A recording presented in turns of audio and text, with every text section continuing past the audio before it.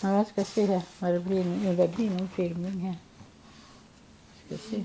Och de är så trötta. De kanske vaknar till sen när vi får Ja då. Jag ska se för att den rör sig nu i alla fall. Åh, söt. Mm. Han är lik mannen. Jag älskar han. Mm. Jag ska så dit inte hoppa. Nu får du inte gå förbi. Jag ska bara ta en sekund till. Ska se för att det är inte så...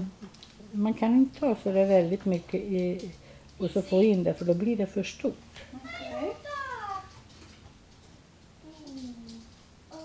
Sixter. Han ser så nonchalant ut.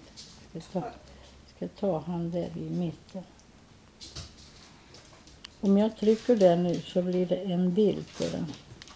Men det ska jag inte göra.